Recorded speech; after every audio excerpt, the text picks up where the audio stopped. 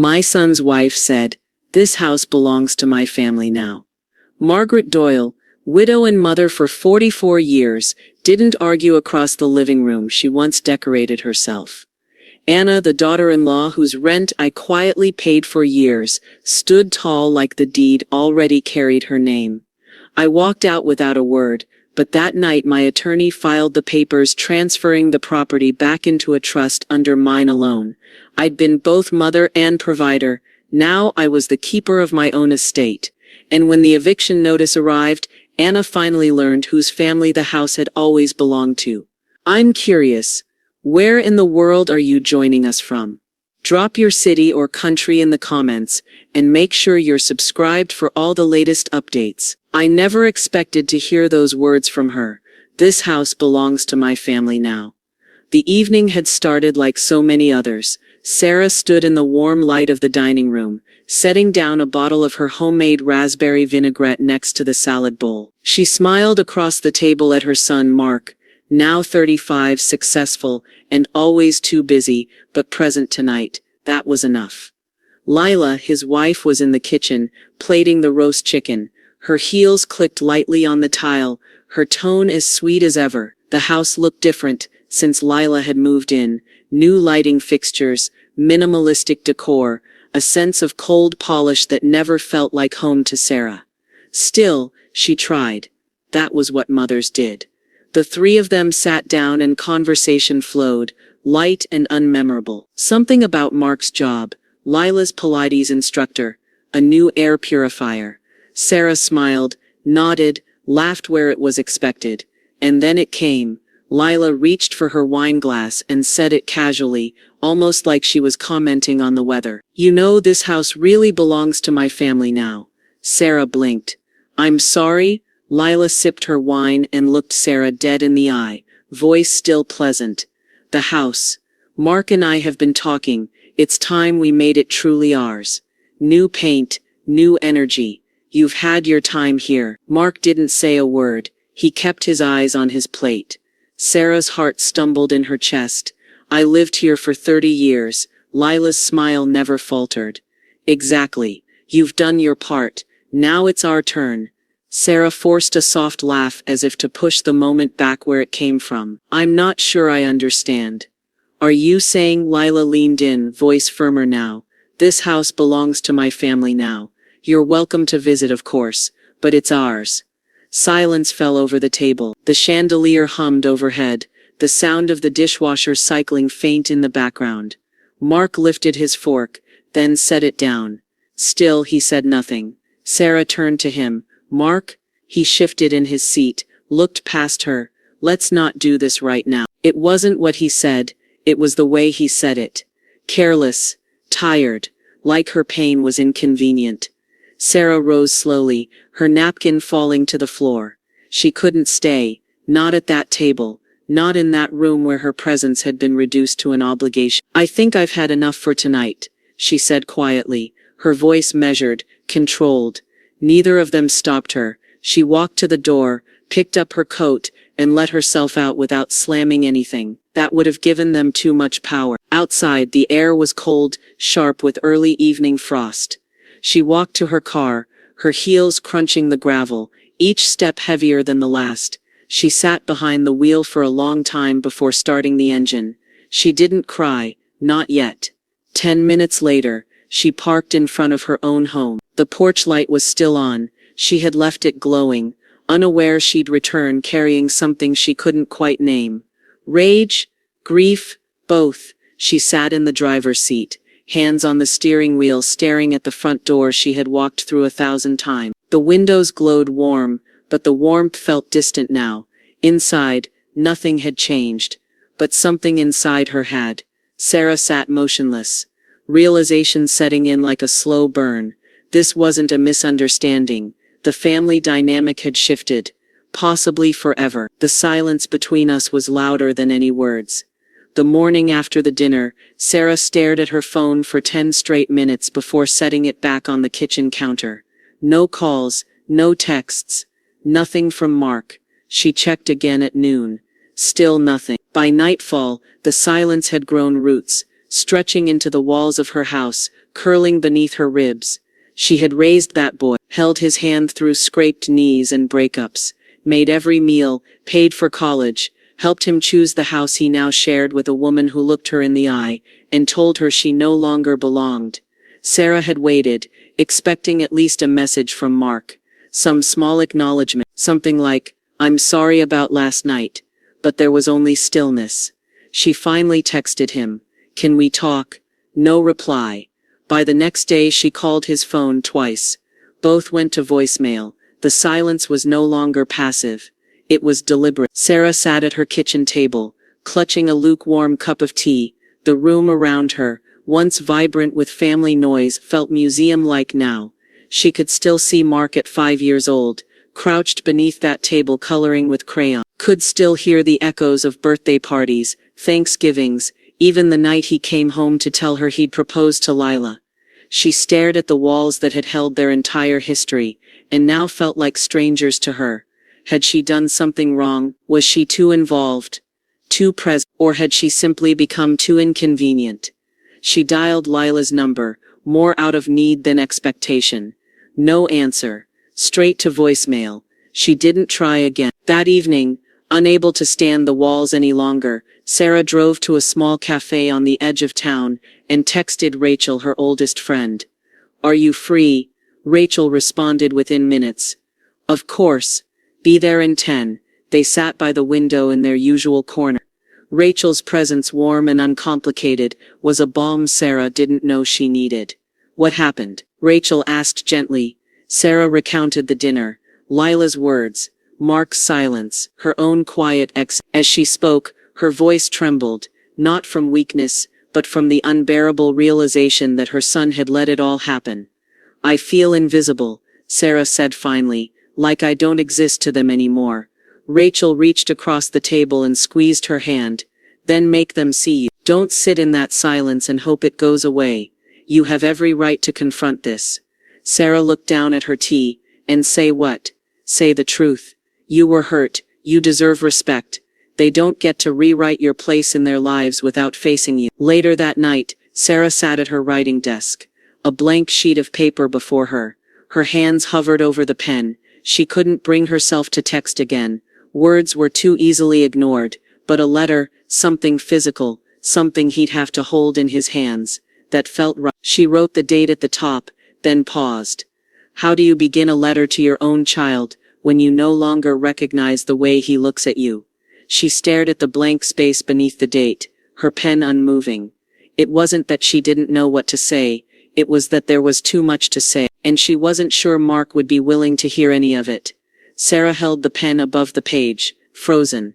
The opening line refused to come, because if she started this letter, she had to accept one terrifying truth. Her relationship with her son might never return to what it was. "The letter I wrote wasn't just about asking for respect. It was about reclaiming my own dignity." The morning sun crept across Sarah's desk, as she sat, robe pulled tightly around her, pen finally touching paper. She had started and stopped 5 times already, but now the words began to flow, not neat or measured, but raw, honest. "Mark, I don't know where to begin, so I'll start with what I felt that night. When Lila looked at me and said, 'This house belongs to my family now,' something broke inside me. Not just because of what she said, but because you said nothing. That silence was louder than any insult she could have spoken. You know what this home means to me. It's not just a place, it's a life. Our life. I've lived here since you were a child. I poured myself into these walls. I built a life around you, for you, and now I feel erased from it. I don't expect you to take sides, but I do expect respect. I am your mother. That still means something, at least, it used to. I'm not writing this to guilt you or to fight. I'm writing it because I deserve to be heard. I'm asking you not as a mother to her son, but as one human being to another, to see the hurt that's been caused, and be willing to speak honestly with me about where we stand. We need to talk, truly talk, without her in the room, without pretense. Just the two of, because if we don't, I don't know where this relationship goes next." Sarah set the pen down. Her chest felt heavy, but her hands were steady. She read it once more. It wasn't bitter, It wasn't dramatic, it was truth.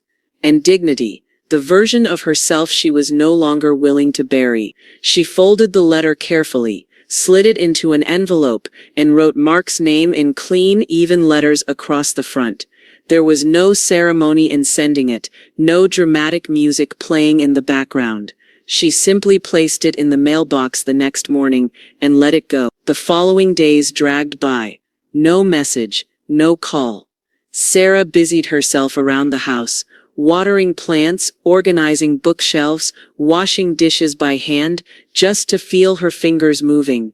But Lila's voice echoed through her head constantly, and so did Mark's silence. On Tuesday afternoon, Sarah passed by the old house on her way home from the pharmacy. She slowed when she noticed scaffolding on the front porch. New paint, new landscaping, a delivery truck unloading furniture, renovations. Already, the bones of her home were being rewritten, just like the relationships inside it. Lila was changing everything, piece by piece. Sarah could see it in the bright white siding, where the soft sage green used to be, in the ripped-up rose bushes, in the new shutters, clean, black, cold. It felt like watching her life being replaced in real time, and she wasn't sure whether to cry or to scream. That night, Sarah sat on the sofa, curled under a blanket she'd once draped over Mark's shoulders when he had fevers as a boy. The house was too quiet. Her phone hadn't buzzed once. She told herself she hadn't expected a quick reply, but deep down she had hoped for something. Some kind of response that said, "I read it. I see you." Instead, the silence grew heavier, until finally, on Friday evening, her phone rang. "Mark." She stared at the screen, heart stuttering. She answered. "Hi, Mom," he said, voice calm, hesitant. "I got your letter." Sarah said nothing. She waited. "I'd like to meet," he added, "just the two of us, to talk." But something in his tone, detached, almost rehearsed, made her sit up straighter. "About what?" she asked. He paused. "It's complicated. I think we should talk in person." As the call ended, Sarah sat in silence, the phone still warm in her hand. Mark wanted to meet, but the vagueness in his voice made her wonder, was this truly a path to healing, or just another step toward something worse? I needed answers, but the truth was more painful than I ever imagined. Sarah arrived at the cafe 5 minutes early, choosing a quiet booth near the back. She stirred her coffee slowly, eyes flicking to the door every time it opened. She wasn't sure what she expected from Mark, an apology, an explanation, or just more silence. But whatever it was, she braced herself for it. He walked in 2 minutes late, dressed in business casual, jaw tense, eyes shadowed with exhaustion or avoidance, or both. "Hi, Mom," he said, sliding into the booth across from her. "Hi," she answered, folding her hands in her lap to stop them from trembling. The server came and went. Mark ordered nothing. Sarah didn't touch her cup.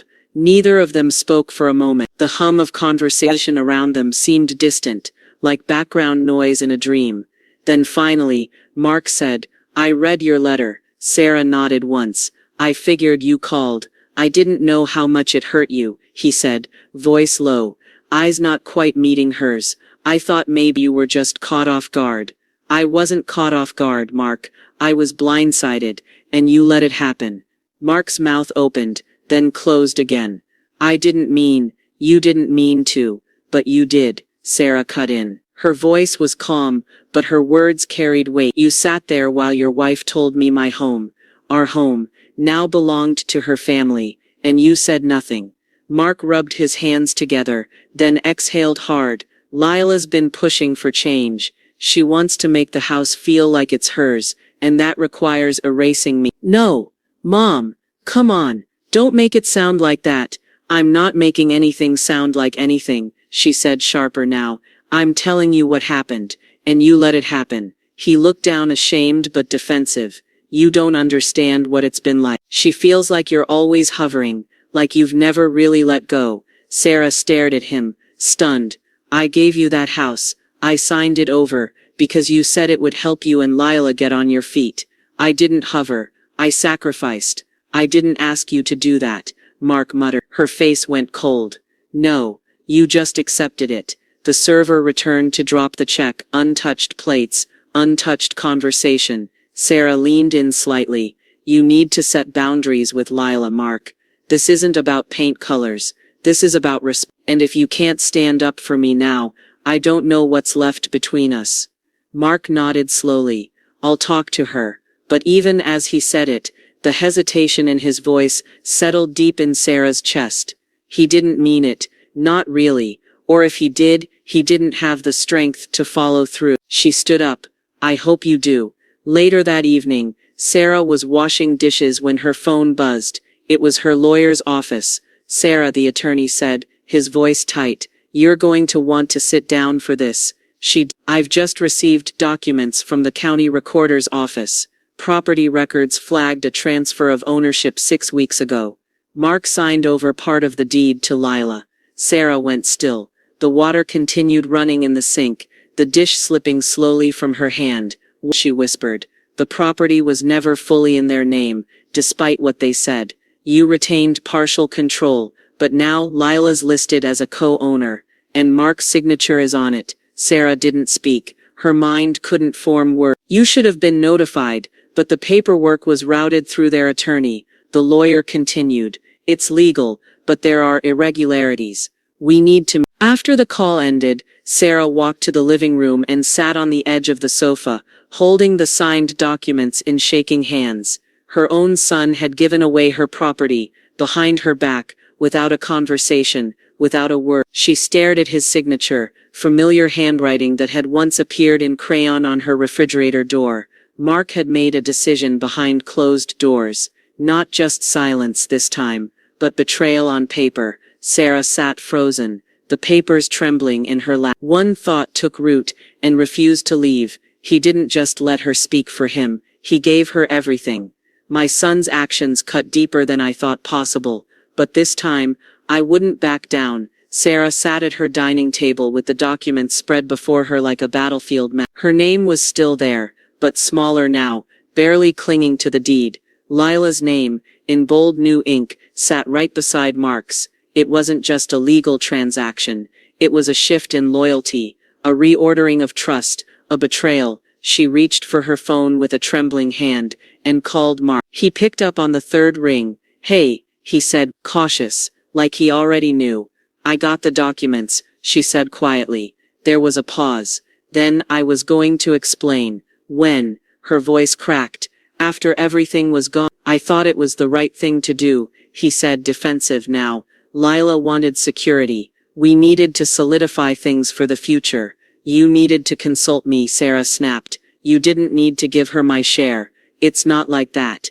It's exactly like that. He let out a breath. Mom, you're making this bigger than it is. Sarah's hands tightened into fists. You just took something I spent a lifetime building and handed it over like it meant nothing. Lila said. Sarah shut her eyes.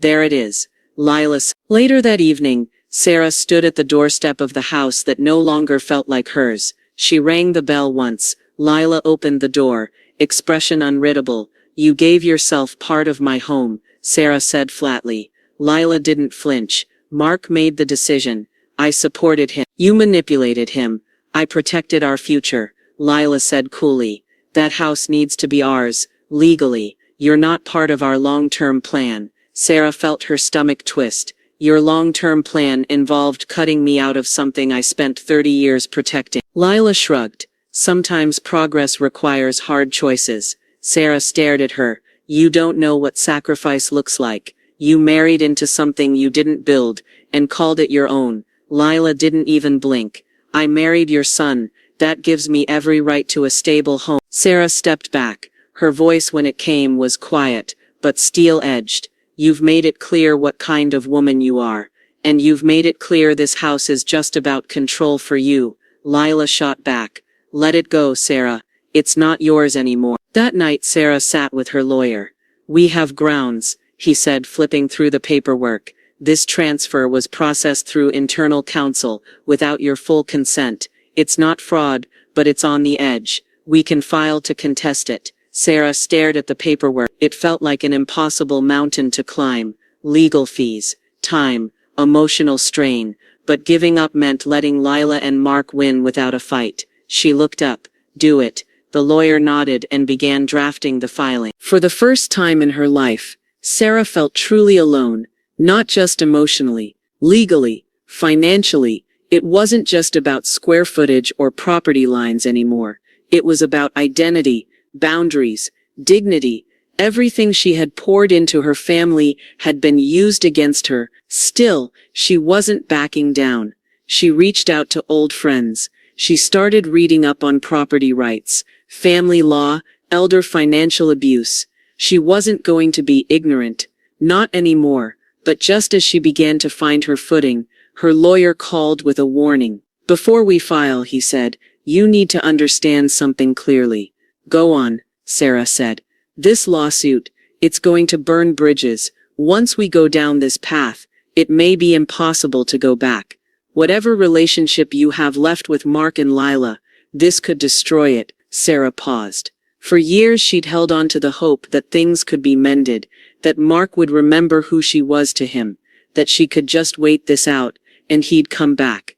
But those hopes had already been signed away. Sarah stood at her kitchen window, the city lights glowing in the distance. She whispered to herself, let it burn. She picked up the pen and signed the legal documents, choosing justice over family for the first time in her life. I never imagined it would come to this, but I couldn't let them take what was mine.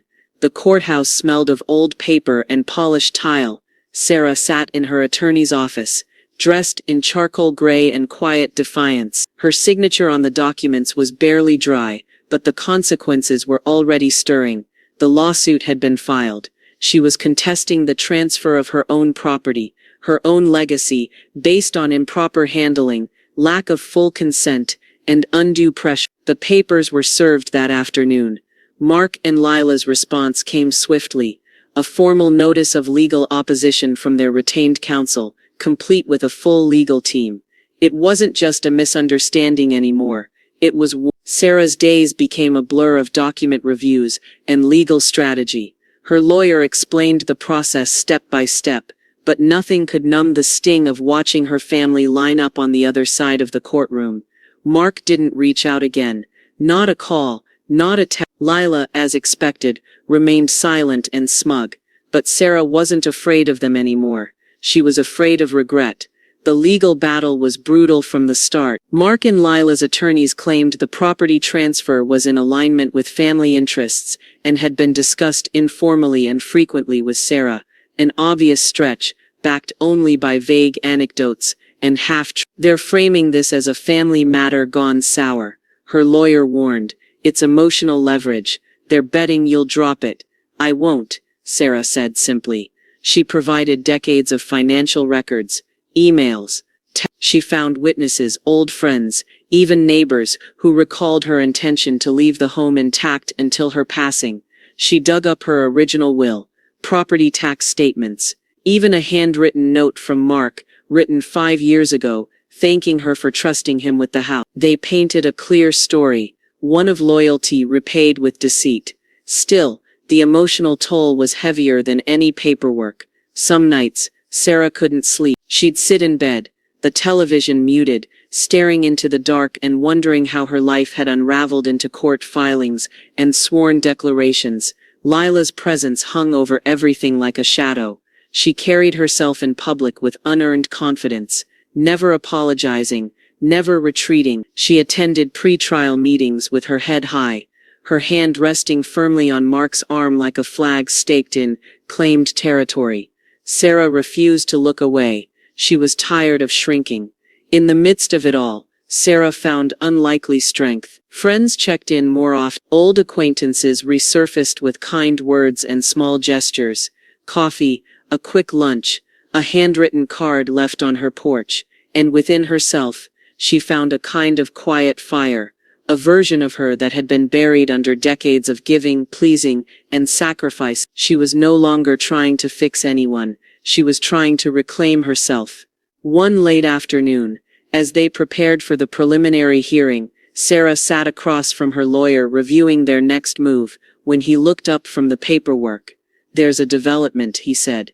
She waited. Mark has asked to meet, alone, before we move into the next phase. Sarah's heart didn't race this time. It didn't ache either. What does he want? He didn't say. Just asked if you'd agree to one final meet. She stared down at the stack of motions and affidavits between them. She remembered his silence at that dinner table, his signature on the transfer papers, his absence when she needed him most. Sarah nodded slowly, said it. She stood, bracing herself, not for reconciliation, but for whatever truth he was finally ready to face. Mark wanted peace, but I wasn't sure I could ever find it with him again. The cafe was nearly empty when Sarah arrived. A gentle rain tapped against the windows, soft and rhythmic. She chose a table in the back, no distractions, no noise, and waited. Mark walked in exactly on time, alone, his usual confidence dulled by something heavier. He looked tired, weathered, guilty. He sat across from her without saying a word. For a moment they simply stared at one another, two people with the same blood, but vastly different stories. Then he spoke. "Mom, I'm sorry." Sarah didn't respond. "I know I messed this up," he continued. "I let it go too far." Her silence held. He exhaled. "Lila," she pushed for the transfer. She said it was for stability, that it was just paperwork. She said you wouldn't care, and you believed her, Sarah said finally. Mark flinched.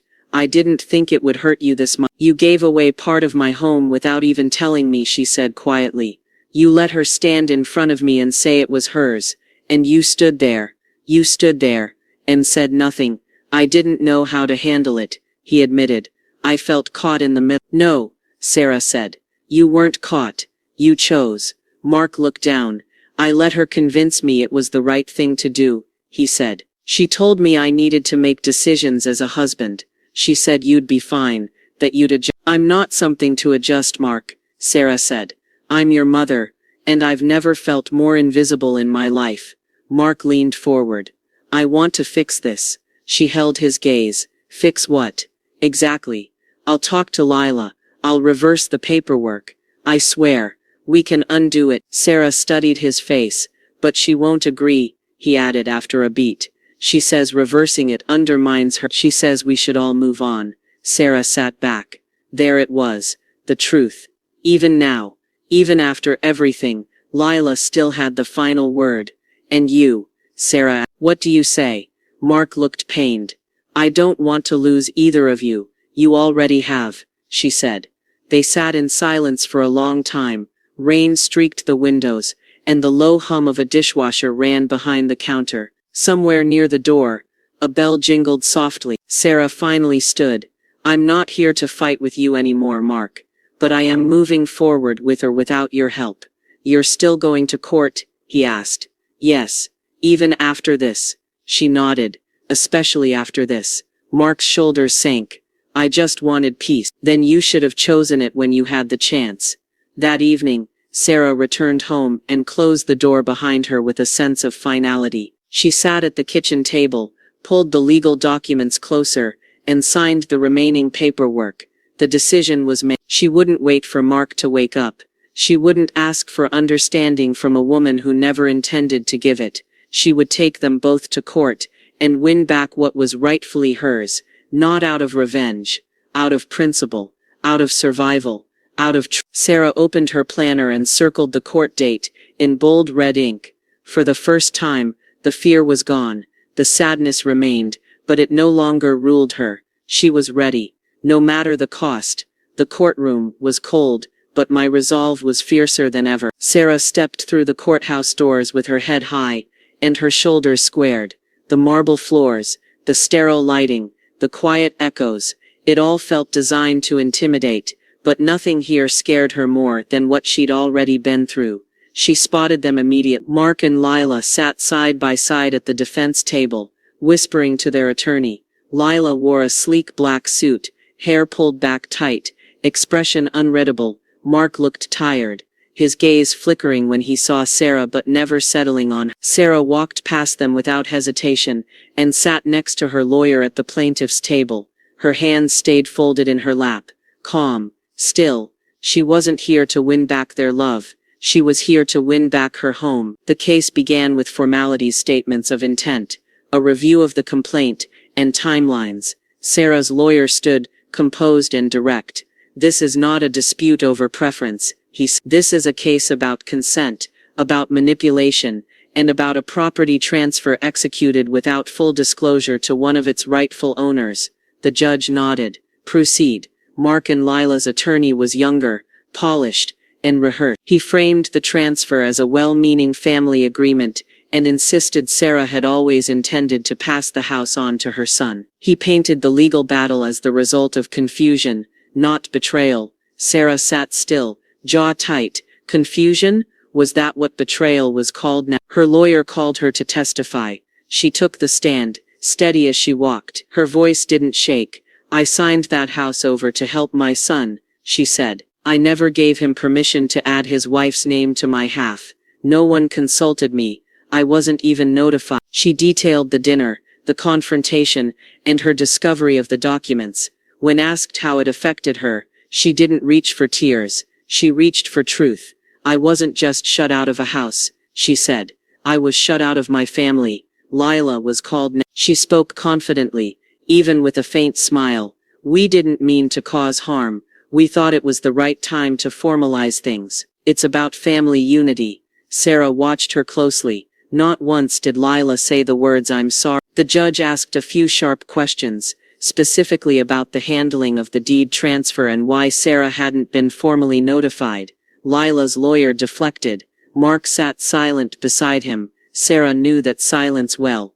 It had a signature now. As the hours passed, the tension in the room thickened. Sarah's lawyer brought forward copies of text messages, bank statements, and a notarized statement from a neighbor, who remembered Sarah expressing concern about Lila's growing influence. The defense pushed back, trying to reframe everything as generational miscommunication. The judge remained quiet, taking notes, unmoved. By late afternoon, everyone in the courtroom looked exhausted. Except Sarah. She felt sharpened by the pressure, not crushed by every lie she'd endured, every phone call ignored, every passive dismissal. She carried it here with her now, and it had become armor. When the judge finally called for recess, he looked down at both parties. "I will issue a ruling tomorrow morning," he said. Court adjourned for today. The gavel echoed like thunder. Sarah stood without looking at Mark or Lila. She walked out alone, but she no longer felt abandoned. She felt righteous. Back at home, Sarah sat by the window, watching the sky dark. Tomorrow the court would decide what was rightfully hers, but something deeper told her this wasn't the end. It was only the beginning. The decision was finally in my hands, but would I be strong enough to face it? The courtroom was quieter than the day before. No whispers, no rustling papers, just the weight of what was about to happen. Sarah sat alone at the plaintiff's table, her hands folded tightly in her lap. Her attorney gave her a nod, reassuring, but restrained. They both knew how much had already been lost, no matter the outcome. Across the room, Mark and Lila sat in silence. Lila looked straight ahead. Mark looked down. The judge entered, robe flowing behind him, expression unreadable. He sat, adjusted his glasses, and began reading from the bench. In the matter of contested property ownership between Sarah Whitman and the defendants, the court has reviewed all submitted documentation, testimony, and legal precedent. Sarah didn't breathe, and finds that the transfer of partial property rights was conducted without full consent and adequate notice, thereby rendering it invalid. A pause. The court hereby rules in favor of the plaintiff. The transfer of deed to Lila Whitman is reversed in full, and all legal ownership returns to Sarah Whitman. For a long moment, no one moved. Then Sarah exhaled, quiet, but deep. It was over. She didn't look at Mark or Lila as she walked out of the courtroom. She didn't need to. She didn't need confirmation of regret or indignation or shock. It no longer mattered. She stepped into the sunlit parking lot with nothing but her keys in her hand and the ache of truth in her chest. She had won, but she didn't feel victorious. Hours later, as Sarah packed the court documents into a file at home, her phone buzzed. Mark. She let it ring once, twice, then picked up. "I'm sorry," he said immediately. "I mean that." Sarah closed her eyes. "It's too late for sorry. I know, he said. I should have stopped it. I should have never signed those papers. There was a pause. A long one. Lila's not taking it well, he added. She wouldn't. Sarah replied. I don't know how to fix this, Mark whispered. You don't, she said. You live with. He didn't argue. He didn't beg. For once he just listened. That evening Sarah sat at her dining table, her tea going cold. The house was quiet again, but not in the painful way it had been before. This time, the silence was earned. The doorbell rang. She opened the door to find her attorney standing on the porch, briefcase in hand. I didn't want to call, he said. This needed to be delivered in person. He handed her a manila folder thicker than anything from the courtroom. What is this? She asked. The financials, he said, from Discovery. We were so focused on the property we didn't look closely at your trust accounts. Sarah opened the folder and read the first line, and then the second. Her face drained of color. There have been quiet withdrawals, the lawyer explained. Irregular transactions going back nearly a year. Sarah flipped through the documents, dozens of transfers, small enough to avoid triggering red flags. But together, the numbers added up deeply. Who? She asked, though her body already knew. Joint access withdrawals. Mark had power of attorney over the investment account. And Lila had access through him. Sarah's breath caught. They took my money, not all of it, he said carefully, but enough to leave you exposed, especially if you hadn't won today. Sarah sat down slowly, the folder in her lap. She'd fought for her home, not knowing the foundation beneath it had already been hollowed out. And all this time, they hadn't just tried to take her house, they'd been siphoning her security, her future. The house had only been the first move. Lila and Mark had been draining Sarah's investments quietly, methodically, with one goal: full control.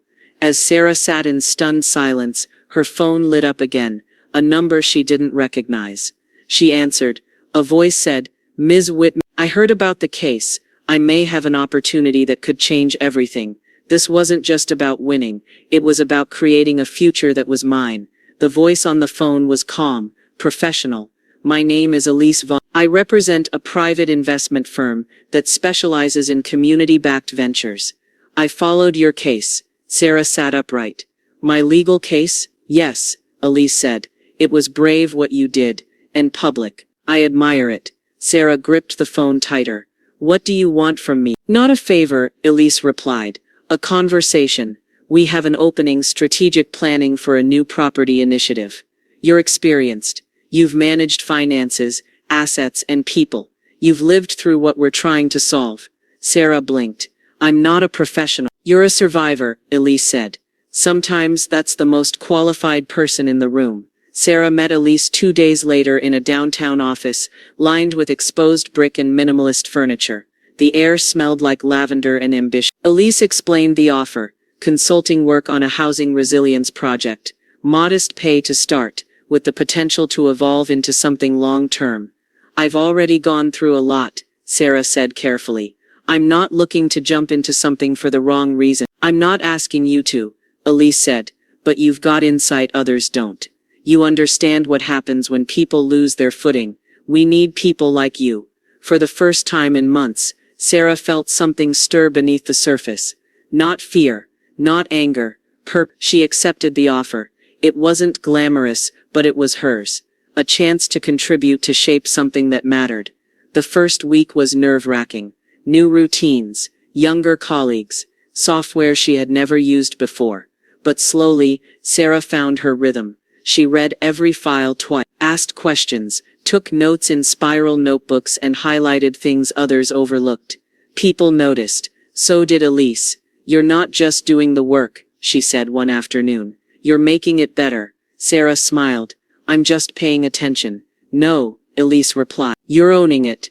Outside of work, Sarah began reaching out again. She met Rachel for lunch, and didn't just vent. She listened.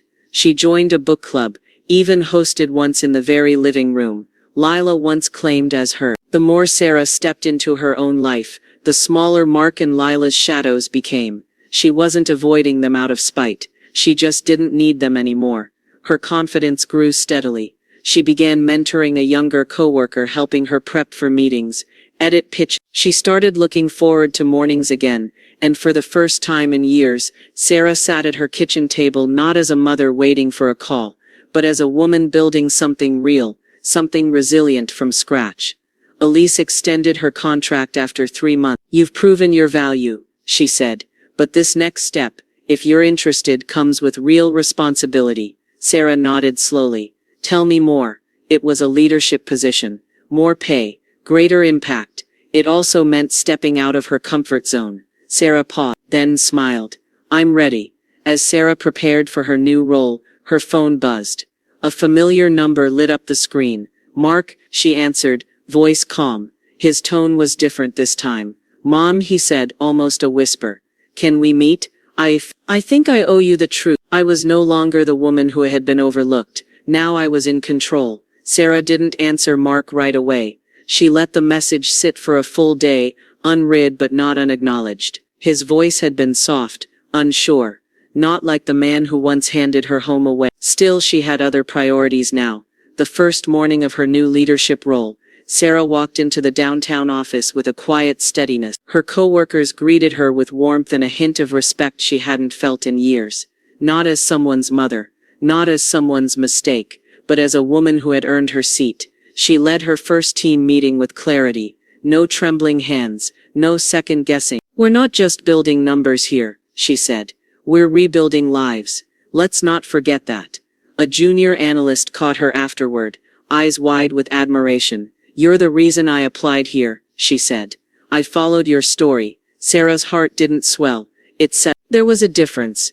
At home, she cleared out the last of the legal files. Not out of denial, out of closure. She boxed up old photos, only keeping what still brought her peace. A picture of Mark at 5 stayed on the bookshelf.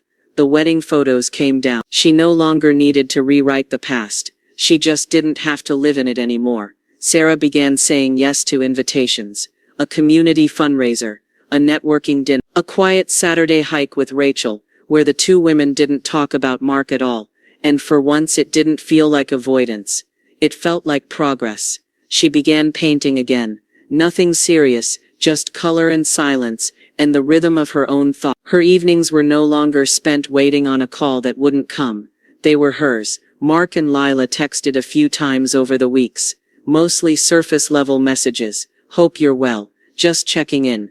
We'd like to talk." Sarah read them. She didn't respond. She didn't hate them anymore. But she didn't owe them either. And with every unanswered text, she felt more rooted in her choice. One afternoon, as Sarah prepared a report at her desk, Elise knocked lightly on the glass wall of her office. "Got a minute?" she asked. Sarah nodded, closing her laptop. "There's a venture I want you to look at. It's early stage, but high potential. Female-led, real estate rehab, right up your alley." Sarah leaned forward, instantly intrigued. Elise smiled. "You're not just good at this, Sarah. You're necessary." That night, Sarah took a walk through her neighborhood, the same block she used to walk with Mark when he was little, the same sidewalk where he first learned to ride a bike. She passed those memories like landmarks, familiar but no longer hers to hold tightly. She had survived heart courtrooms, silence. She had reclaimed her identity, and now she was beginning again on her own terms. Back at home, an email pinged her inbox. Subject: joint venture proposal. National expansion. It was from a firm she hadn't even applied to. They were watching, and they were ready. Sarah opened the attachment and began reading, her future stretching wide before her. "I wasn't just reclaiming my home, I was reclaiming my future." Sarah stood in front of the modest office space she'd just signed a lease on. A former bakery, now stripped down to blank walls and promise. The air still smelled faintly of cinnamon and lemon cleaner. She inhaled deeply. This was where her business would begin. She didn't name it after anyone. No initials, no nostalgia. Just Rise Collective, because that's what this was. Not a return, a rise. She poured her energy into every detail, from branding and outreach, to strategy and staffing. Sarah didn't miss a step. Her decades of unpaid emotional labor had become something sharp, strategic. She no longer saw herself as someone who had been taken from, but as someone who could build. Clients came, slow at first. Word of mouth helped. Then articles. Interviews.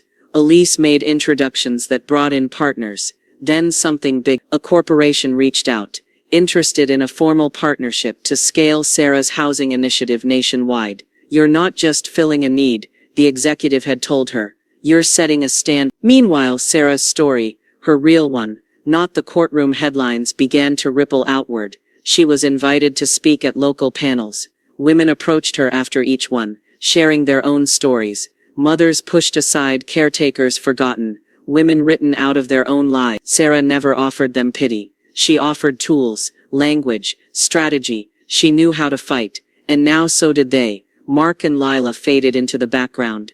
They still sent the occasional text, usually around holidays or anniversaries. Sarah answered politely but with clear boundaries. There were no more family dinners, no late-night phone calls, no apologies that could change what had been taken. And that was okay. Sarah had stopped needing reconciliation. She had replaced it with clarity. With her growing influence, Sarah started mentoring other women. Not formally, not yet, but quietly. Over coffee, over emails, over late-night Zoom calls with women too afraid to speak out loud what had been done to them. She didn't give them hope. She gave them plans. Her business grew. Her staff expanded. Her confidence solidified into something undeniable. And then it happened. A direct invitation from a major nonprofit for national collaboration. They wanted her program embedded into their ecosystem, not because she had degrees or titles, but because her ideas worked. Sarah stood in the back of a crowded conference room, watching the final slide of her presentation fade to black. Applause erupted. Not polite, earnest. She wasn't chasing legacy anymore. She was living it. As she packed up her laptop, her phone buzzed. A formal email subject line stared back at her. United Nations Women's Summit, Keynote Inquiry. Sarah's breath caught. Her story wasn't just local anymore. It was global.